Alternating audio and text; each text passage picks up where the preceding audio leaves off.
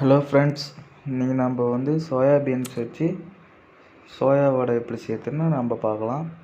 வாங்க வீடியோக்குள்ளே போகலாம். சோயா வடைக்கு தேவையான பொருள் என்னென்னு பார்த்தீங்கன்னா, 2 வெங்காயம் எடுத்து வச்சுருக்கிறேன், மிளகாய், இஞ்சி, பூண்டு, சோம்பு ஒரு பதமாக அரைச்சி வச்சுருக்கிறேன். அடுத்தது கார்ன்ஃப்ளவர் மாவு, அடுத்து வந்து பார்த்திங்கன்னா அரிசி மாவு நான் எடுத்து வச்சுருக்கிறேன்.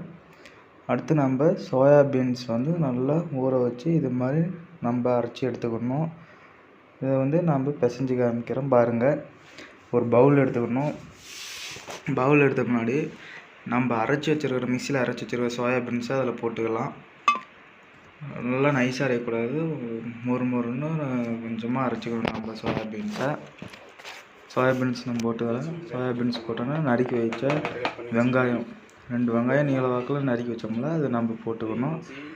அடுத்து கார்ன்ஃப்ளவர் மாவு, அரிசி மாவு, மிளகாத்தூள், இஞ்சி, பூண்டு, சோம்பு நான் வந்து ஆட் பண்ணிக்கிறேன். 3த்தையும் நல்லா ஆட் பண்ணி இதோட நம்ம வந்து முட்டை நம்ம சேர்த்துக்கலாம். வெஜிடேரியனாக இருக்கிறவங்க முட்டை சேர்த்த வேணாம். முட்டை சேர்த்துனா இன்னும் கொஞ்சம் ஃப்ளேவர் நல்லா கொடுக்கும். நான் முட்டை ஆட் பண்ணிக்கிறேன் பாருங்கள். முட்டை ஆட் பண்ண பின்னாடி நம்ம போட்டிருக்க இன்க்ரீடியன்ட்ஸ்லாம் நல்லா நம்ம வந்து மிக்ஸ் பண்ணி வச்சுக்கணும். பாருங்கள், நான் மிக்ஸ் பண்ணி காமிக்கிறேன். அதுக்கு முன்னாடி இதுக்கு தேவையான அளவு சால்ட்டு நம்ம சேர்த்திக்கலாம். இந்த இன்க்ரீடியன்ட்ஸ்க்கு தேவையான அளவு நம்ம சால்ட் சேர்த்திக்கலாம். இப்போ இந்த பொருள் எல்லாத்தையும் நம்ம மிக்ஸ் பண்ணிக்கலாம். நல்லா மிக்ஸ் பண்ணி 10 நிமிஷம் நம்ம ஊற வச்சுக்கலாம். பாருங்கள், இது ஸ்டேஜில் வரணும். இப்போ நம்ம வடை பிடிச்சிக்கலாம். நல்லா வடை பக்குவத்துக்கு நம்ம வடை பிடிச்சிக்கணும்.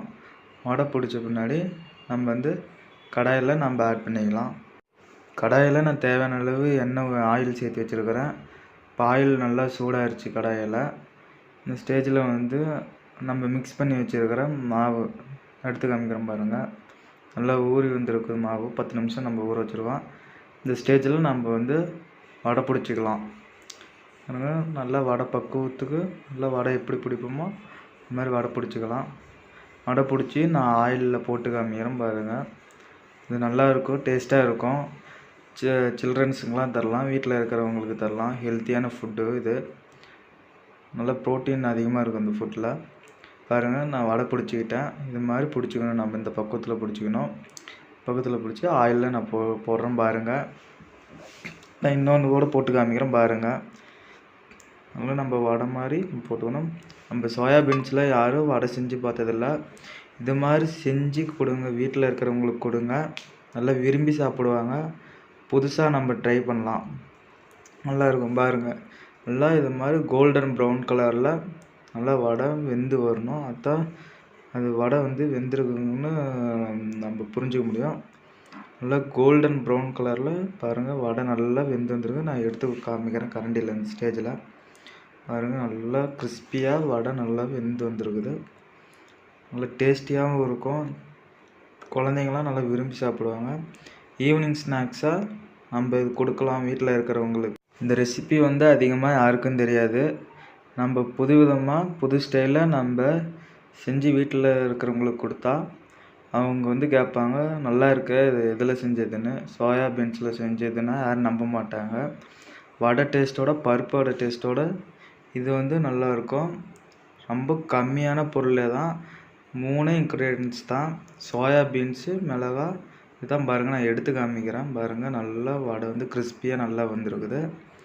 நான் இன்னொரு தாட்டி போட்டு காமிக்கிறேன் வடை சட்டியில். பாருங்கள், ரீகேப் பாருங்கள் இன்னொரு தடவை கூட.